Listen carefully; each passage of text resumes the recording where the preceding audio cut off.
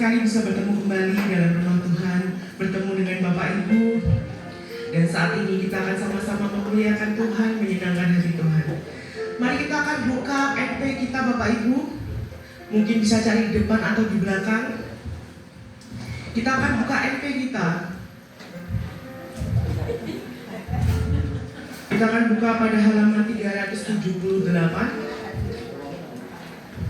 Pada nomor 39. NP 378 nomor 39.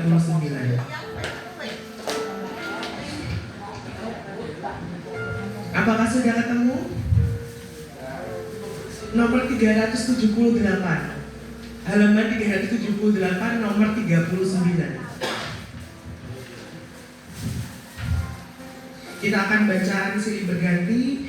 Bapak Ibu akan membaca yang bercetak tebal dan saya yang akan bercetak biasa Bapak Ibu. Yang sudah ketemu bisa katakan amin. Amin. Berarti sudah banyak yang sudah menemukan. Kita akan baca Bapak Ibu. Siapakah hamba yang setia dan bijaksana, yang diangkat oleh tuannya atas orang-orangnya untuk memberikan mereka makanan pada waktu itu. Berbahagialah hamba yang didapati tuannya melakukan tugasnya itu ketika tuannya tidak datang. Aku berkata kepadamu, sesungguhnya tuannya itu akan mengangkat dia menjadi pengawas segala miliknya. Barang siapa setia dalam perkara-perkara kecil, dia setia juga dalam perkara-perkara besar. Dan barang siapa tidak benar dalam perkara-perkara kecil, dia tidak benar juga dalam perkara-perkara besar. Jadi, jikalau kamu tidak setia dalam hal mamon yang tidak jujur, siapakah yang akan mempercayakan kepadamu harta yang sesungguhnya? Dan jikalau kamu tidak setia dalam harta orang lain, siapakah yang akan menyerahkan hartamu sendiri kepadamu? Seorang hamba tidak dapat mengabdi kepada dua tuan. Karena itu, jika demikian dia akan membenci yang seorang dan mengasihi yang lain, atau ia akan setia kepada yang seorang dan tidak mengindahkan yang lain. Kamu tidak dapat mengabdi kepada Allah dan kepada Mamon. Jangan takut terhadap apa yang harus engkau derita. Sesungguhnya iblis akan melemparkan beberapa orang dari antaramu ke dalam penjara supaya kamu coba. Hendaklah engkau setia sampai mati, dan aku akan mengaruniakan kepadamu mahkota kehidupan. Tetapi syukur kepada Allah yang telah memberikan kepada kita kemenangan oleh Yesus Kristus Tuhan kita bersama-sama. Karena itu saudara-saudaraku yang terkasih, berdirilah teguh, jangan goyah, dan giatlah selalu dalam pekerjaan Tuhan, sebab kamu tahu bahwa dalam persekutuan dengan Tuhan jerih payahmu tidak sia-sia. Amin. Bapak Ibu, mari kita akan mulai ibadah kita. Kita akan bersatu sejenak, kita akan dudukkan kepala kita.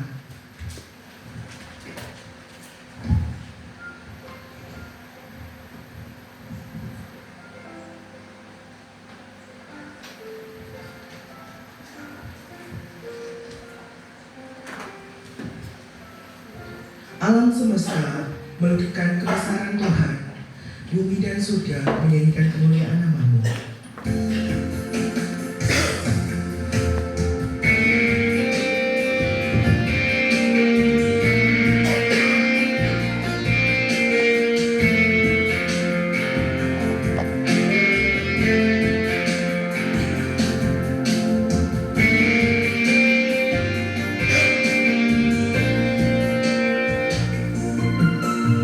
Alam semesta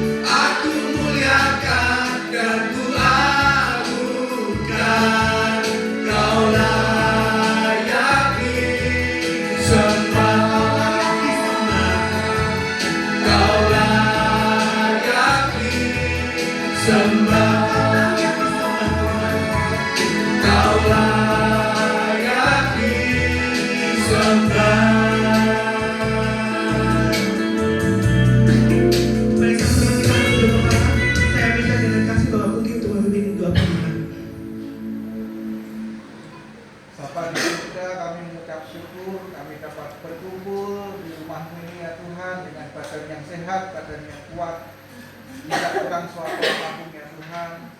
Dan kami juga mengucap syukur kami dapat memuji Tuhan saat ini bersama-sama dengan keluarga besar kami, Gereja Baptis Sampangan ya Tuhan. Dan biarlah setiap puji-pujian yang kami naikkan dapat menjadi persembahan yang harum buat Tuhan. Dan juga Tuhan, kiranya nanti kami juga rindu untuk mendengar firman Tuhan. Tuhan juga berkati kami dengan firman-Mu, dan Tuhan pakai hamba-Mu yang akan mengatakan firman pada pagi hari ini Tuhan Yesus, sehingga Tuhan nanti kami pulang kami mendapatkan berkat yang luar biasa yang dari Tuhan. Terima kasih Tuhan, kami serahkan ibadah kami pada pagi hari ini ke dalam tangan kuasa Tuhan. Tuhan yang memimpin, Tuhan yang memberkati kami semua. Terima kasih Tuhan Yesus, dalam nama Tuhan Yesus kami berdoa dan mengucap syukur. Amin. Amin, terima kasih. Tetap bangkit berdiri Bapak Ibu. Saat ini kita yakin dan percaya bahwa kita punya satu Tuhan yang memiliki kasih terbesar buat kita semua. Kita percaya dalam keadaan suka maupun duka, kasih Tuhan tetap ada. Amin. Amin. Mari sama-sama kita akan keluar dari bangku kita mau saling bersalam-salaman. Kita akan puji nama Tuhan. Tuhan Yesus baik, sebab kasih-Nya tidak berkesudahan. Kami berterima kasih kepada Bapak Ibu kami yang bersukacita, tiada berkesudahan.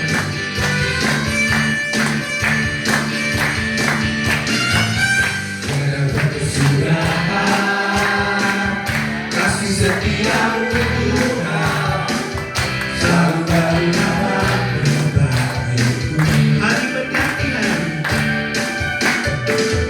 Hari berganti hari, tetap kulihat kasih-Mu, tak pernah berakhir hidupku.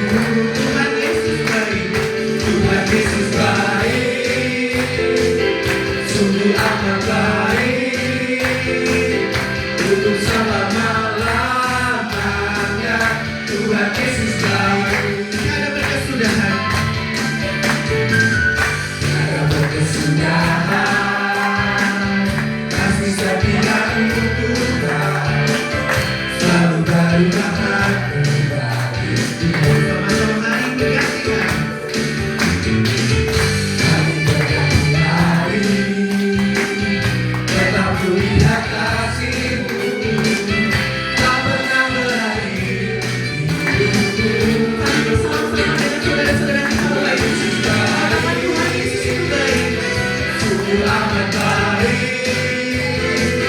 untuk selama-lamanya. Tuhan Yesus baik, Tuhan Yesus baik. Tuhan Yesus baik, sungguh amat baik, untuk selama-lamanya. Tuhan Yesus baik, Tuhan Yesus baik. Tuhan Yesus baik, sungguh amat baik, untuk selama-lamanya. Tuhan Yesus baik, Tuhan Yesus baik. Akan kembangnya. baik, sungguh amat baik, untuk selama-lamanya. Tuhan Yesus baik, Tuhan Yesus baik. Tuhan Yesus baik, sungguh amat baik, untuk selama-lamanya. Tuhan selama-lamanya, untuk selama-lamanya. Tuhan Yesus baik. Berikan tepuk tangan yang meriah. Silakan duduk kembali. Baik, kita akan melanjutkan ibadah kita. Baik. Ini tiba saatnya kita akan mendengarkan firman Tuhan yang akan disampaikan oleh Bapak Pendeta Vivi Fitrianto MTH. Kita akan angkat satu pujian kembali, satu hal yang rindu, berada di dekat Tuhan.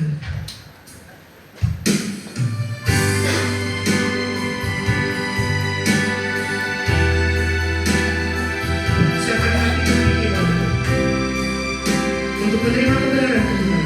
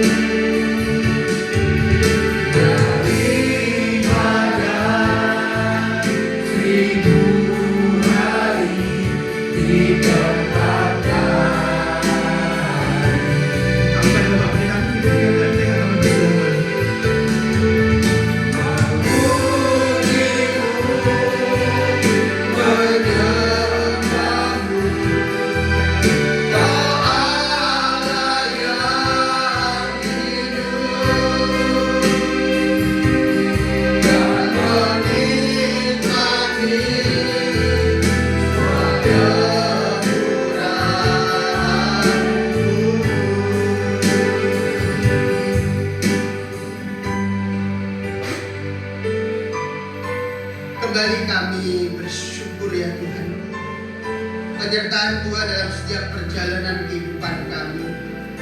Hingga pada kesempatan pagi ini Tuhan percayakan untuk kehidupan kami boleh bersehati, bersekutu bersama di tempat-Mu nih Tuhan. Saat ini Tuhan kami rindu kebenaran firman-Mu akan menolong kami, memimpin kami untuk semakin kami terpuaskan oleh karena kasih setiamu, menikmati baik-Mu yang kudus, sehingga kami boleh hidup berkenan di hadapan-Mu. Terima kasih ya Tuhan, pakailah hamba-Mu untuk menyampaikan apa menjadi suara Tuhan dan berkat yang hamba-Mu terima pada saat ini. Dalam kuasa-Mu Tuhan Yesus kami mengucap syukur. Amin. Shalom, Bapak-Ibu sekalian, selamat kembali. Mari kita bersama kita akan membuka di dalam Matius pasal 9. Di Matius pasal 9 kita akan membaca ayat yang ke-9 sampai yang ke-13. Injil Matius pasal 9 ayat yang ke-9 sampai yang ke-13. Matius, pemungut cukai mengikut Yesus. Kita membaca silih berganti. Saya membaca yang ganjil, Bapak suaminya. Nah, setelah Yesus pergi dari situ, ia melihat seorang bernama Matius duduk di rumah cukai. Lalu ia berkata kepadanya, "Ikutlah aku."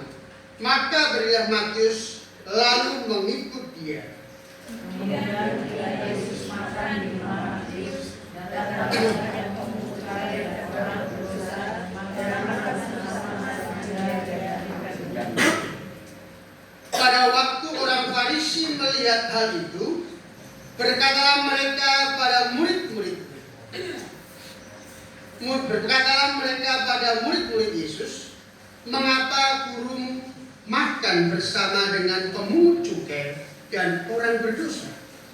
Yesus bertanya kepada mereka, bukan orang sehat yang memerlukan mati, tetapi orang sakit. Jadi pergilah dan pelajarilah arti firman ini. Yang kukendaki ialah belas kasihan dan bukan persembahan. Karena aku datang bukan untuk memanggil orang benar, melainkan orang berdosa. Bahwa sedang terkasih di dalam Tuhan, perikop ini kita belajar bersama hidup diperkenan oleh Tuhan. Kita akan melihat dari sisi kehidupan Matius. Ya.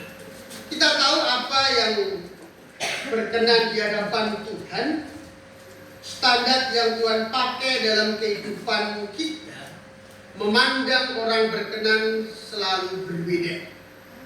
Dikatakan bahwa dunia berstandar bahwa apa yang dianggap layak, apa yang dianggap berkenan, apa yang dianggap berharga, biasanya menurut parameter yang berbeda-beda. Manusia sering melihat dari penampilan. Manusia sering melihat dari status sosial, pendidikan, ataupun jabatan yang ia miliki. Tetapi kita lihat bersama bagaimana cara pandang Allah melihat sisi manusia yang berkenan di hadapannya. Kalau kita perhatikan apa yang disampaikan Tuhan kepada Samuel di dalam 1 Samuel pasal yang ke-16 ayat yang ke-7. Tuhan menyampaikan bukan yang dilihat manusia, yang dilihat Allah. Manusia melihat apa yang di depan mata, tetapi Tuhan melihat hati. Dasar utama daripada apa yang menjadi pemandangan Allah, bahwa seseorang berkenan di hadapan Tuhan, itu bukan dilihat apa yang ada di depan mata, apa yang kelihatan, apa yang menurut ukuran manusia, tetapi apa yang dilihat oleh Tuhan, yaitu hatinya.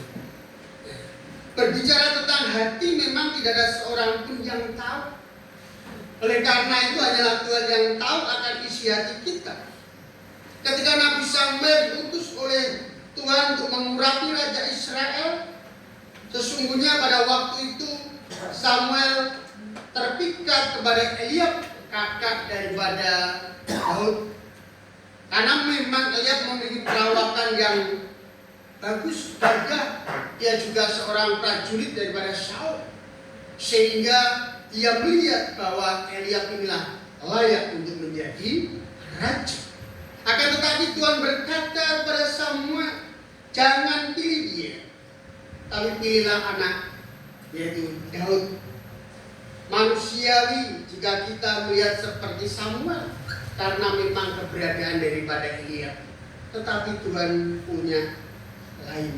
Justru Tuhan lihat Daud, anak bungsu, yang tidak diajak ikut pada waktu itu karena memang tidak ada kriteria sebagai seorang pemimpin adalah bagian dari militer, sehingga Daud tidak terdaftar di dalamnya karena tugasnya hanya menjadi penjaga domba di padang. Tetapi justru dialah yang dipilih karena memang itulah parameter yang Tuhan lihat, karena hati Daud berpaut kepada Tuhan. Demikian juga kalau kita perhatikan bahwa Tuhan juga memilih daripada orang-orang yang diperkenannya tidak melihat dari kekuatan. Ya. Jadi kita lihat di dalam 1 Korintus, ya kita baca 1 Korintus pasal yang pertama ayat yang ke-27 sampai yang ke-28.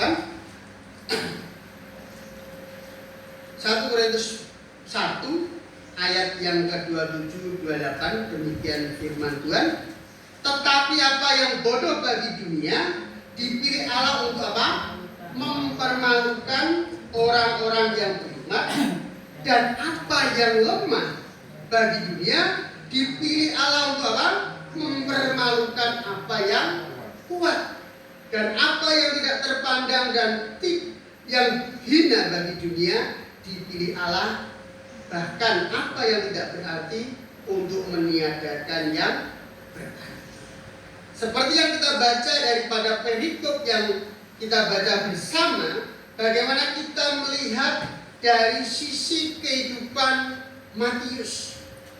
Siapakah Matius? Dari ayat ini kita bisa melihat Matius memiliki pekerjaan apa? Sebagai pemungut cukai. Pekerjaan yang dia miliki adalah pekerjaan yang menguntungkan bagi diri Matius. Tetapi rupa-rupanya apa yang dilakukan Matius itu justru bertentangan dengan orang-orang sebangsanya. Orang Yahudi melihat bahwa itu sebagai prestasi, atau mungkin itu sebagai pekerjaan yang menguntungkan bagi Matius. Tetapi sesungguhnya di mata teman-temannya, bahkan saudara-saudaranya, orang Ibrani dikatakan bahwa ia justru dianggap sebagai apa di situ? Dikatakan sebagai orang yang berdosa. Ya. Bahkan diawali dengan bahwa ia pemungut cukai dan orang berdosa. Mengapa mereka mengatakan demikian? Memang pekerjaan Matius sebagai pemungut cukai pada waktu itu dia bekerja untuk pemerintahan Romawi. Jadi dia bekerja bukan untuk negaranya, negara orang lain.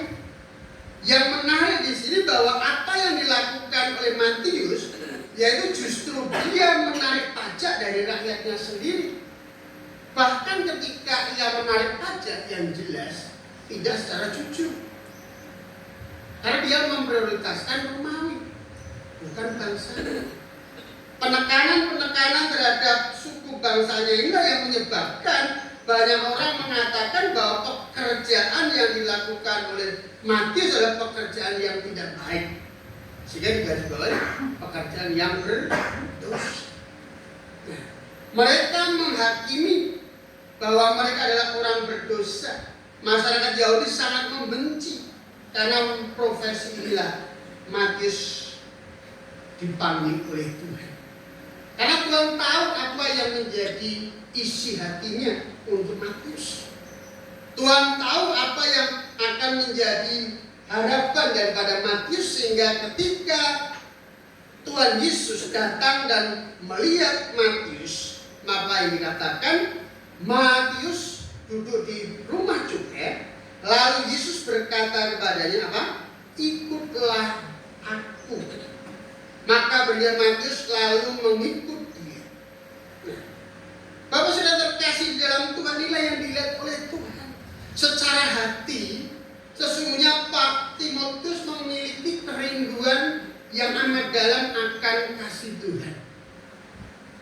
Hatinya kosong.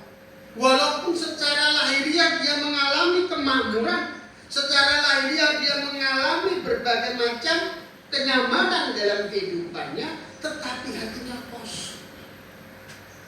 Ketika Tuhan Yesus datang dan mengatakan, perkataan Yesus mengubah hidup daripada Matius.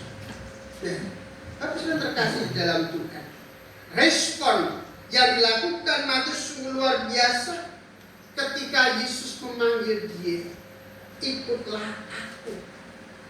Nah, secara jelas ketika ada orang mengatakan ikutlah aku, yang pertama apa yang kita lakukan?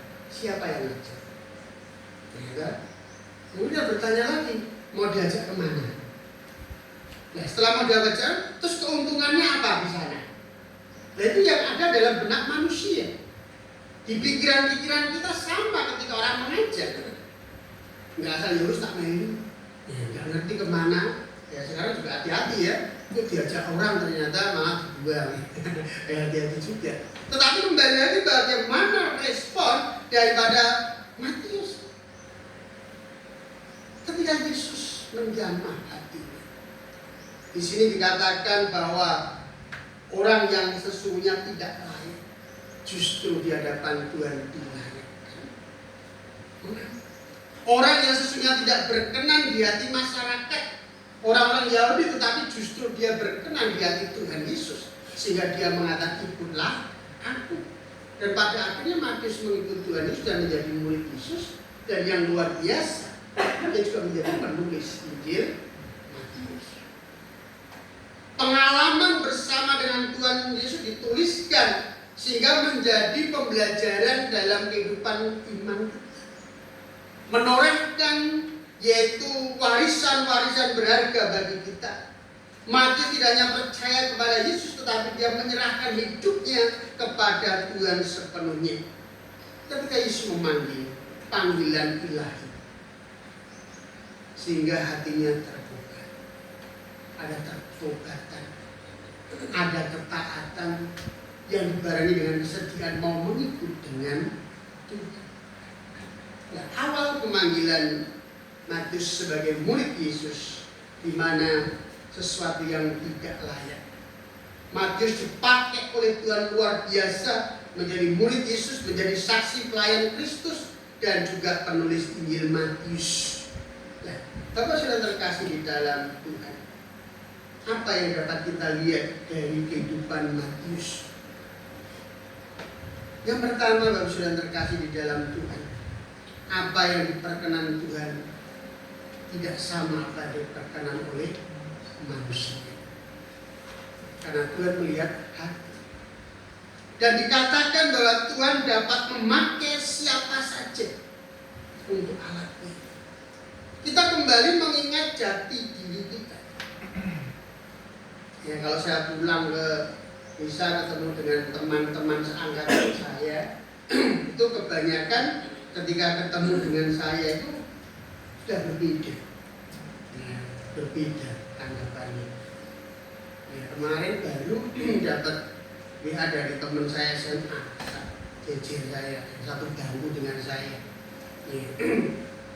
Karena ada teman suara atau istri teman saya itu yang meninggal satu angkatan itu, kemudian baru tahu. Saya kan respon juga ya, karena juga teman saya ini kurang Katolik, ya, juga dekat dengan saya juga. Bahkan saya memberikan selamat dan salam berduka cita dan turut berbelasungkawa. Nah, setelah itu baru dikomen sebelum iya. Terus lalu dia tanya, jadi ini jadi Romo, orang jadi Romo, ya, karena konteksnya dia kan dulu sekolah di Katolik sama saya di Katolik, tahunya Romo. Ya. Dan dia menyampaikan bahwa banyak, nah murid mungkin kayak manusia jadi pendeta, ya. Jadi meragukan memang, ya saya tidak bukan, ya sudah wajar lah. Ya karena melihat masa lalu saya yang dulu suka bertengkar, suka mabuk-mabukan, ya, suka mencuri, jago dalam mencuri, ya mencuri tebu di pabrik gula, ya, terus mencuri. Nah, kehidupan saya memang kurang baik waktu itu. Ya. Tapi ketika lihat bahwa orang lihat situ, baru aja, baru benar, kok dengar katanya jadi Romo, enggak belum jadi Romo, lu katanya Romo, enggak rapat jadi Romo, belum rapat, lalu dibujuk. Pada akhirnya sampai itu ngobrol banyak dan pada akhirnya gimana kehidupan orangnya itu baik, tapi sekarang dalam hati hidupnya kurang baik. Ya kenapa? Ya ternyata suami saya meninggalkan saya. Aduh, ini dengar lagi hampir saya sudah mendengar 30% teman saya wanita ketika SMA itu janda. Iya. Karena ditinggalkan pakai janda ya. Punya anak lagi. Tapi kembali lagi bahwa seringkali Tuhan memakai siapa saja tanpa peduli masa lalu. Kalau saya melihat masa lalu saya terus, saya tidak mungkin bisa maju. Ketika saya melihat masa lalu kita terus, mungkin kita akan merasa bahwa kita tidak ada apa-apanya. Kita tidak mampu untuk segala. Tetapi Tuhan mampukan itu. Matius tidak melihat masa lalunya. Walaupun dia pengunjung, kayak orang mengatakan dia berdosa, tetapi panggilan yang Tuhan berikan dalam hidupnya mengubahkan dirinya. Tidak dia tinggalkan kehidupan sebagai pengunjung. Karena dikatakan di situ tidak ada istilah yaitu nanti dulu, tunggu dulu. Ya, tetapi dikatakan di situ ikutlah aku, kemudian apa yang dilakukan? Maka berdirilah Matius lalu mengikut dia. Jadi apa yang ada dalam pekerjaannya dia tinggalkan. Konsekuensinya berat. Karena dia mengikuti adalah orang Romawi. Konsekuensinya dia meninggalkan pekerjaan itu, dia akan menjadi orang yang kehilangan harta benda, penghasilan yang menggiurkan hilang. Tetapi kembali karena panggilan hati, dia mau datang kepada Tuhan. Matius bangkit dan mengikut Yesus. Ini menjadi sebuah pengalaman yang luar biasa. Karena memang ketika kita dipanggil Tuhan, 2 Korintus pasal 5:17 dikatakan siapa yang ada di dalam Kristus, dikatakan apa? Ia adalah ciptaan baru. Kata ciptaan baru bukan berarti apa yang dikatakan Nikodemus ketika bersama Yesus. Apakah aku harus masuk ke rahim orang tua? Tapi bagaimana kehidupan yang baru mau meninggalkan cara hidup yang lama, mengarahkan kepada panggilan.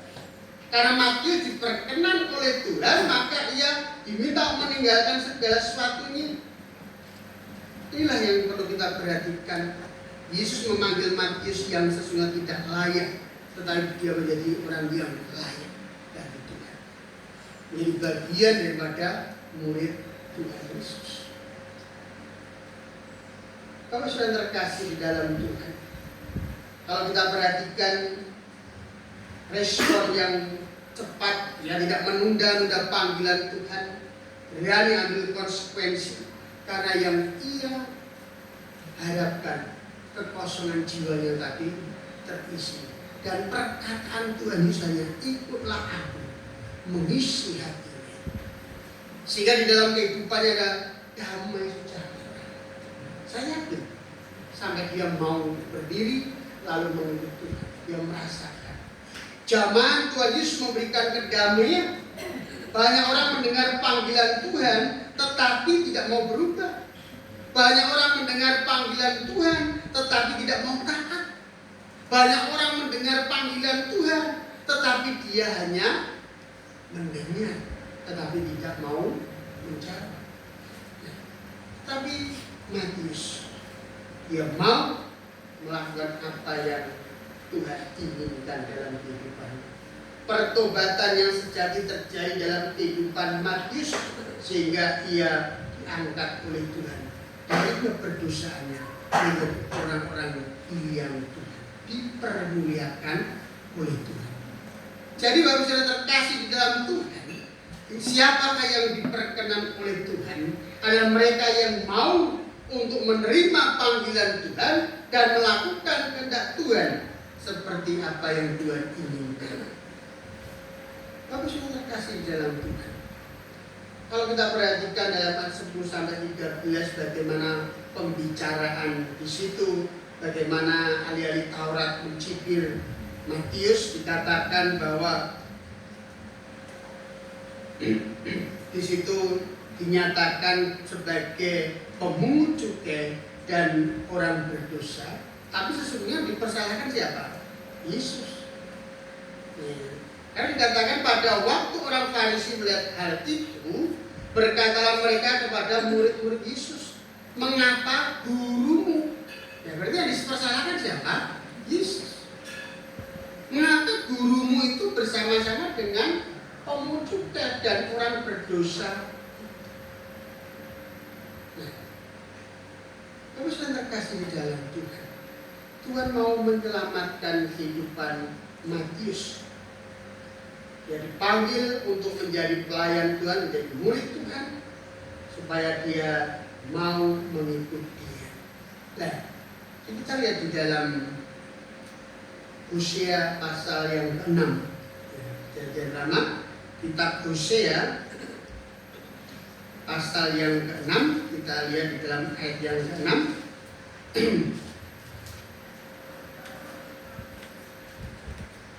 Pertobatan yang pura-pura dari pihak orang Israel. Ayat pertama dulu ya. Mari kita akan berbalik kepada Tuhan, sebab Dialah yang telah menerkam dan yang akan menyembuhkan kita, yang telah memukul dan yang telah membalut kita. Ia akan menghidupkan kita sesudah 2 hari. Pada hari yang ketiga Ia akan membangkitkan kita, dan kita akan hidup di hadapannya. Mari kita mengenal dan berusaha bersungguh-sungguh mengenal Tuhan. Ia pasti muncul seperti fajar. Ia akan datang kepada kita seperti hujan pada akhir musim yang mengairi bumi. Apakah yang akan kulakukan kepadamu, hei Yehuda? Kasih setiamu seperti kabut pagi dan seperti embun yang hilang pagi-pagi benar. Sebab itu aku telah meremukkan mereka dengan perantaraan nabi-nabi. Aku telah membunuh mereka dengan perkataan mulutku, dan hukumku keluar seperti terang. Sebab aku menyukai kasih setia dan bukan kurban sembelihan. Aku menyukai pengenalan akan Allah lebih daripada kurban bakaran. Nah, Bapak sudah terkasih di dalam Tuhan. Lalu saya menyampaikan bagaimana bangsa Israel yang tertengkuk, seolah-olah dia itu mencari Tuhan, tetapi hatinya jauh daripada Tuhan. Orang-orang demikian sangat ditolak oleh Tuhan. Yang kehendakilah kasih setia, bukan korban sembelihan. Tuhan ini, ketika kita dipanggil Tuhan, betul-betul panggilan dari hati kita. Tuhan ingin hati kita bukan karena korban sembelihan, bukan karena korban persembahan. Artinya apa? Pemberian lahirnya. Karena dilihat oleh Allah adalah hati kita. Matius menunjukkan bagaimana dia tidak menolak panggilan Tuhan, tapi justru mengikuti panggilan Tuhan. Dia selalu membuka hatinya, mau berubah dan mengikut Tuhan. Oleh karena itu Bapak Saudara terkasih di dalam Tuhan, marilah kita bersama pada masa-masa ini.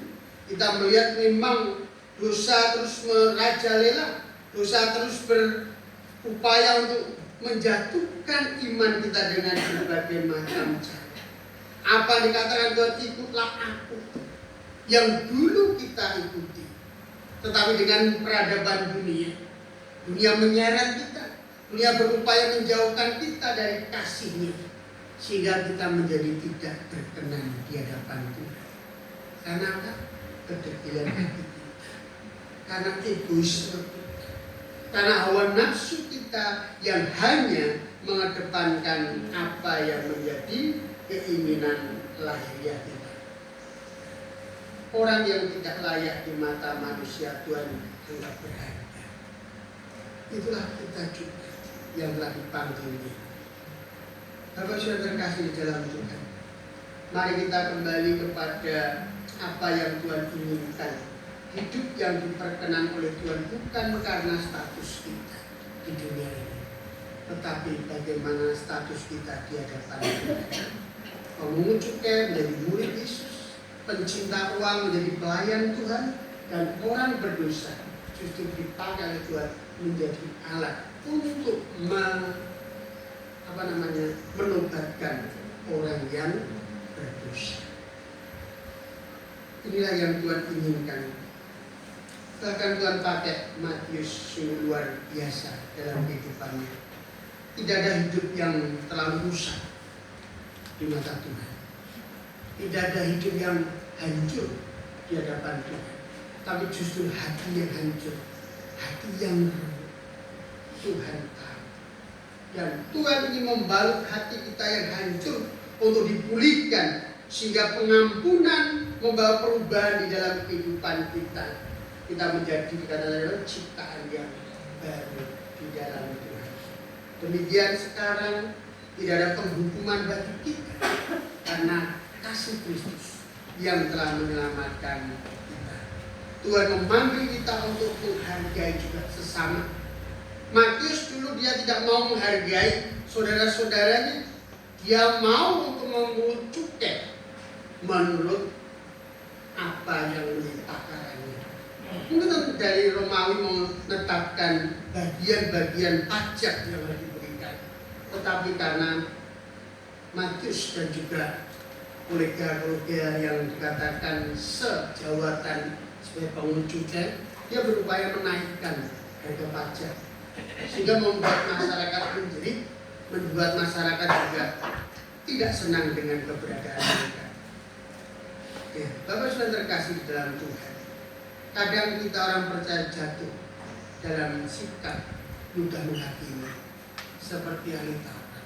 Dia orang berdosa, tetapi sungguhnya diri kita yang berdosa.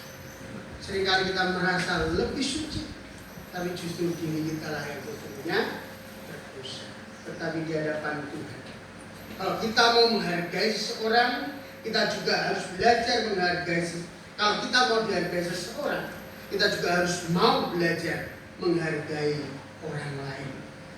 Bapak sudah terkasih dalam Tuhan, Yakobus menyampaikan bahwa jangan memandang muka, jangan memandang latar belakang, jangan memandang status, tetapi pandanglah orang-orang berharga di mata Tuhan.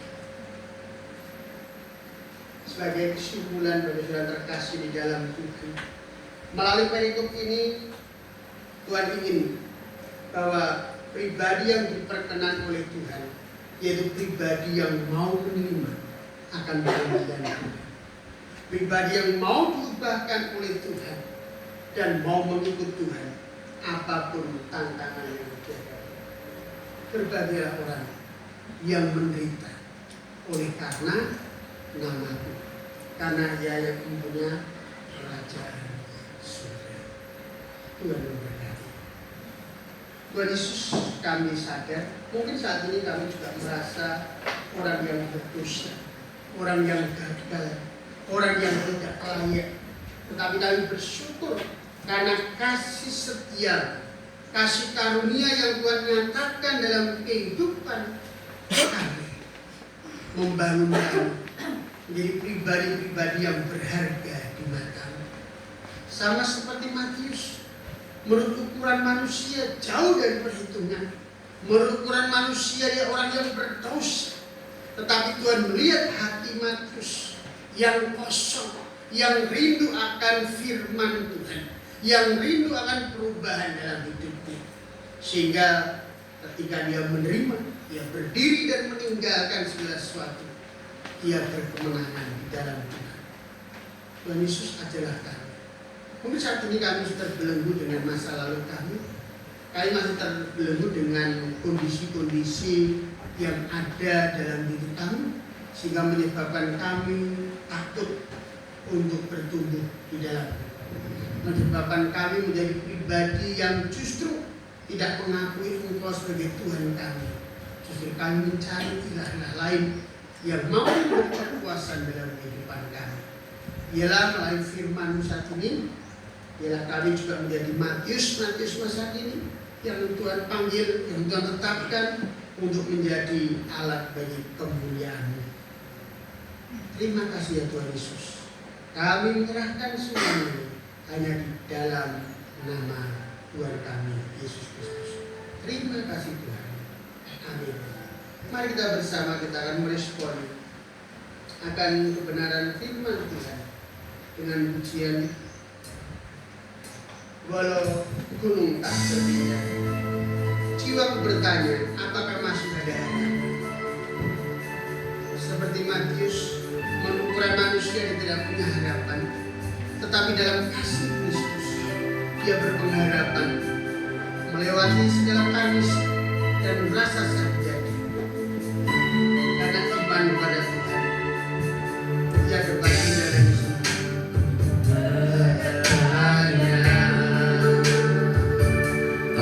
Apakah masih ada harapan melewati tangisan, rasa sesat di dada? Imanku berkata,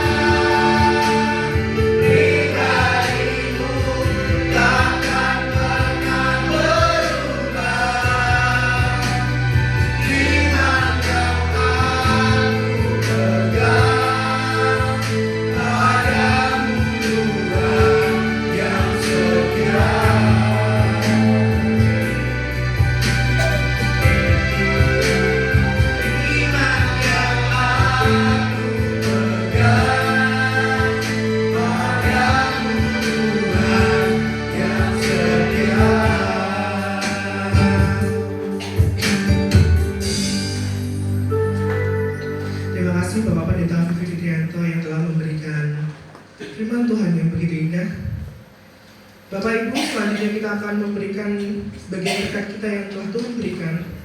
Kita akan persembahan kepada yang bertugas, Bapak Slamet dan Bapak Punggi, kami persilakan maju ke depan.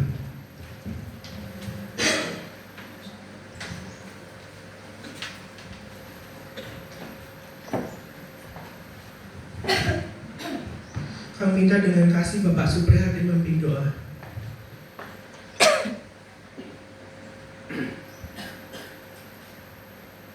Tuhan yang bertata dalam kerajaan surga yang mulia, puji dan syukur kami panjatkan kepada-Mu ya Bapa pada saat yang indah ini. Kami boleh bersama-sama sujud menghadap hadirat-Mu. Kami boleh bersama-sama mendengarkan sabda kebenaran firman-Mu ya Bapa. Kiranya urapan kuasa Roh Kudus senantiasa akan melingkupi hidup kami Bapa, sehingga kami boleh bersama-sama memperoleh berkat kasih dan karunia Tuhan yang Tuhan berikan melalui firman Tuhan pada saat siang hari ini Bapa di surga. Pada kesempatan ini kami hendak bersama-sama mempersembahkan kepada-Mu ya Tuhan sebagian berkat Tuhan yang Tuhan limpahkan kepada kami. Kami persembahkan untuk yang terbaik bagi kemuliaan nama-Mu. Kiranya persembahan ini Bapa Engkau sucikan dan Engkau pakai sebagai alat untuk pelayanan di dalam gereja di gereja, sehingga nama-Mu akan terus dipermuliakan ya Bapa. Terima kasih Tuhan, terima kasih. Kami juga berdoa bagi saudara-saudara kami yang pada saat ini belum bisa mempersembahkan kepada-Mu ya Tuhan. Kiranya di lain kesempatan Tuhan akan memberkati dan melimpahkan berkat-Nya kepada mereka, sehingga di lain kesempatan nanti boleh bersama-sama mempersembahkan yang terbaik kepada-Mu ya Bapa. Terima kasih Tuhan, terima kasih. Dalam nama Tuhan Yesus kami berdoa dan mengucap syukur. Amin. Kita pujikan, aku bawa korban syukur.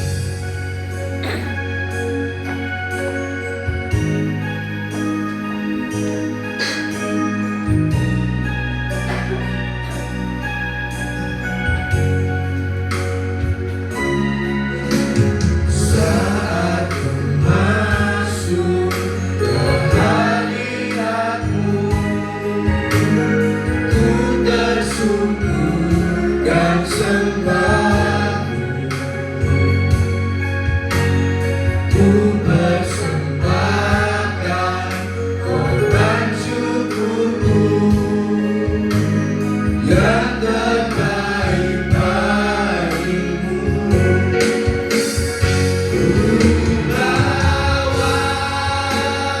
Korban syukur ke tempat kudus-Mu Tuhan.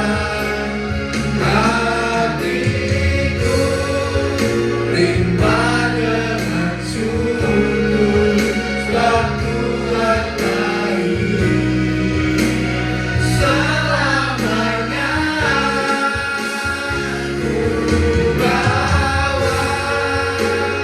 Korban syukur ke tempat kudus-Mu Tuhan.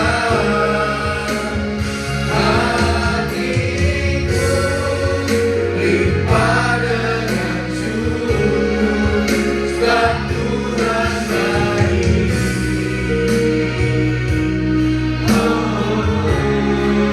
Sebab Tuhan baik.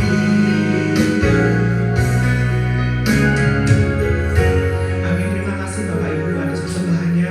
Kiranya Tuhan Yesus memberkati. Bapak Ibu, kita akan mendengarkan warta gereja.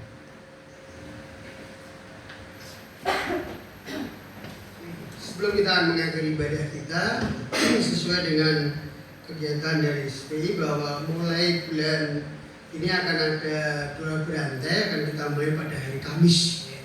Kamis pertama kita akan mulai ibadah berantai, nanti akan saya kirim dalam grup. Jadi pasangan keluarga siapa dengan keluarga siapa, silakan nanti akan bisa saling mendoakan, secara khusus doakan untuk perkembangan pelayanan kita bersama.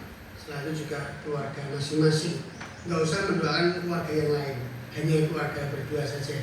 Ya, ya memang ini masih saya godok beberapa nama, nanti besok akan saya share ya nama-nama itu kira-kira yang ada beberapa pertimbangan, silahkan nanti disampaikan. Kalau tidak ada nanti dilaksanakan ya. Jadi besok hari Kamis kita akan mulai kegiatan ini ya, kiranya kita bisa saling mendukung ya. Itu nanti akan bergantian ya. Jadi nanti urutannya itu dari atas ke bawah, pokoknya nanti kalau memang urutnya ini gampang ke bawah. Tapi nanti saya mencoba untuk memberi penanggalan juga. Jadi tanggal hari Kamis, akhirnya tetap Kamis tanggalnya. Jadi kita mau tetap 1 bulan sekali atau 1 bulan 2 kali. Ya, nanti kita akan lihat. Ya, rencana memang kemarin biar lebih optimal yaitu 1 bulan 2 kali. Ya, minggu pertama dan minggu ketiga. Ya, doa bersama dalam keluarga. Tapi ini tidak menggantikan tidak ke gereja untuk hari Rabu ya. Jangan mengganti sama doa ini, nggak usah ibadah Rabu ya. Tetap ada ibadah Rabu, tetap ada. Soalnya menjadi sebuah yaitu kesepakatan bersama. Kira-kira setuju enggak? Saya setuju ya. Jamnya nanti kesepakatan. Pokoknya bisa di atas jam 8 ke atas ya, supaya lebih nyaman. Mungkin jamnya aku belum rampung, belum ya. Pokoknya kalau jam 8, jam 9 itu kan persiapan mau tidur itu ya. Udah biar dulu hanya doa satu keluarga sendiri ya bareng-bareng dengan satu keluarga yang lain ya. Nanti akan terus bergeser. Jadi jangan Pak Waruki ya. Mau nggak mana besok ya ketemu dengan itu ya. Ya, jadi kita akan buat seperti itu, kita dengan doa. Memang kita butuh doa. Ya, kita actionnya memang kurang celoko ya. Tapi kita akan perkuat dengan doa-doa ini. Kiranya pertumbuhan pelayanan kita bisa lebih baik dan Tuhan berkenan untuk pekerjaan Tuhan di tempat ini juga sehingga ada pertumbuhan. Ya. Di samping itu silahkan nanti dalam pokok-pokok doa itu kalau memang menemukan nama-nama baru yang ingin didoakan ya silahkan ya. Ini nanti saya masukin semua termasuk yang dalam tanda kutip masih simpatisan ya, nanti akan saya tanya juga kira-kira mau enggak ya, supaya nanti tidak jadi selalu kok melo enggak atau mungkin lugar udah dia hutan dia dijak enggak, karena sudah biasa nanti sehingga kita akan pilih-pilih mana yang sudah sering bersama dengan kita dan mau diajak atau tidak nanti bergantung dengan jadwal itu nanti. Jadi saya sampaikan untuk Bapak sekalian besok Kamis kita akan mulai. Dan saya sudah buat penjadwalannya ya, kita mulai dari awal. Dan sesungguhnya minggu pertama di hari Rabu kan kita doa puasa ya. Ini kan apakah nanti tetap kita lanjutkan ya, kita belum kita sepakati lagi ya untuk perubahan ini ya. Itu yang dapat saya sampaikan. Doakan untuk beberapa jemaat kita yang sakit yang kebetulan rumah Gloria sudah pulang ya, pada hari masa rumahnya, dan puji Tuhan rumahnya Bapak Wahyu sudah jadi walaupun belum sempurna ya. Dengan ini lebar sono ya, luar biasa. Kemudian juga berdoa untuk calon baptisan ya, Mbak Gwen sakit tipes ya, Mbak Gwen sakit tipes sehingga beberapa kali ini tidak bisa mengikuti pembelajaran ya, sana kemarin tipes kamu lagi. Bahkan untuk hari ini kiranya Tuhan memberkati. Mari kita bersama, kita berdiri, kita akan mengakhiri ibadah kita akan menaikkan syukur kepada Tuhan atas berkat-berkat-Nya. Terima kasih ya Tuhan, karena kasih dan penyertaan-Mu Engkau memberkati dalam ibadah kami pagi ini.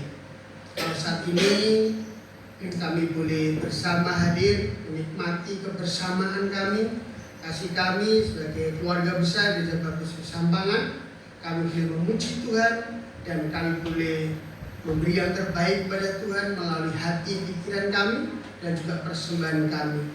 Firman Tuhan kami bagaimana perkenanan Tuhan ketika kami mau menerima Engkau dengan hati yang terbuka. Tidak mau mengingat masa lalu kami, tapi terus maju bersama dengan Engkau. Saat ini ya Tuhan, kiranya Engkau memberkati setiap anak-anak-Mu, pulang dalam damai sejahtera Tuhan Yesus Kristus, karena kasih Allah Bapa, penyertaan Roh Kudus, senantiasa beserta Bapak Saudara sekalian sekarang sampai selama-lamanya. Tuhan Yesus memberkati. Kita naikkan pujian. Kiranya Engkau memberkati.